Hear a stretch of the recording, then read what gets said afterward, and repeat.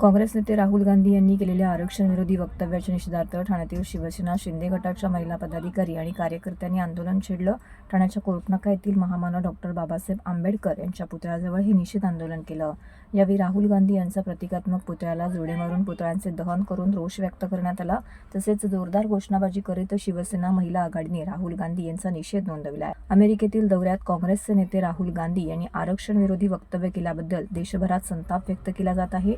या पार्श्वभूमीवरती शिवसेना शिंदे गटानेही राहुल गांधींचा निषेध केला आहे। संविधानाने दिलेले आरक्षण हिसकावून घेण्याची मानसिकता काँग्रेसच्या नेत्यांची आहे। राहुल गांधी यांनी आरक्षणासारख्या गंभीर मुद्द्यावरती बेताल वक्तव्य करून देशातील जनतेच्या भावना दुखावल्या आहेत।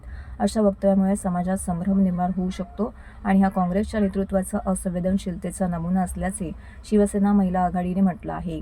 तेव्हा राहुल गांधींनी आपले वक्तव्य मागे घेऊन देशवासियांची माफी मागावी, अन्यथा यापुढे आंदोलन तीव्र करण्यात येईल असा इशारा देखील देण्यात आला।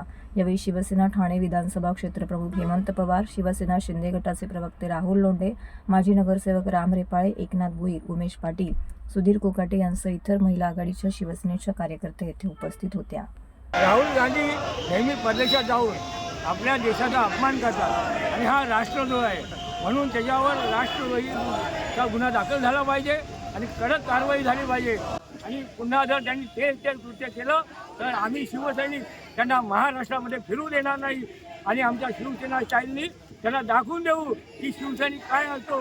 म्हणून राहुल गांधी, तुम्ही आता ह्या देशाचा अपमान परत परदेशात करू शकत नाही, लक्षात ठेवा। राहुल गांधीने याच काँग्रेसच्या चोराने संविधानावर हात ठेवून मतं मागितली। त्याच राहुल गांधीने आपल्या संविधानाचा अपमान बाहेरच्या देशात जाऊन करणं, हे देशाची बदनामी बाहेरच्या देशात जाऊन करणं हे कितपत योग्य आहे। आणि अशा राहुल गांधीला या देशात राहण्याचा सुद्धा अधिकार नाहीये आणि म्हणून या काँग्रेसचा आणि राहुल गांधीचा आम्ही या ठिकाणी निषेध केला। राहुल गांधीचा आमच्या महिलांनी सुद्धा पुतळा अगदी उलटा करून जाळला, तर त्याची हीच परिस्थिती या हिंदुस्थानामध्ये होणार आहे। याच काँग्रेसवाल्यांनी धोका देऊन बाबासाहेबांना पराभूत केलं। तेव्हाच बाबासाहेबांनी सांगितलं होतं की काँग्रेस हे जळतं घर आहे, तिकडे जाऊ नका।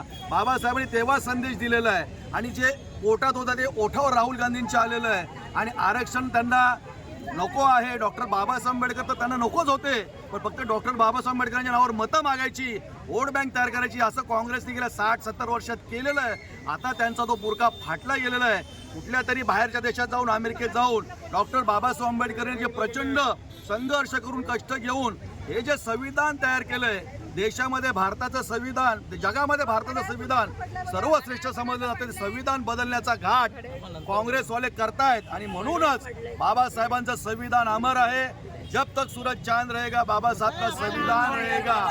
हे मोदी सरकारने पण सांगितलेलं आहे, आमच्या महाराष्ट्र सरकारने अर्थात मुख्यमंत्री एकनाथ शिंदे साहेबांनी वारंवार सांगितलेलं आहे की बाबासाहेबांच्या संविधानावर एक चहावाला देशाचा पंतप्रधान होऊ शकतो, बाबासाहेबांच्या संविधानावर एक रिक्षावाला या महाराष्ट्राचा मुख्यमंत्री होऊ शकतो। ही संविधानाची ताकद आहे, ते संविधान कोणीही बदलू शकत नाही।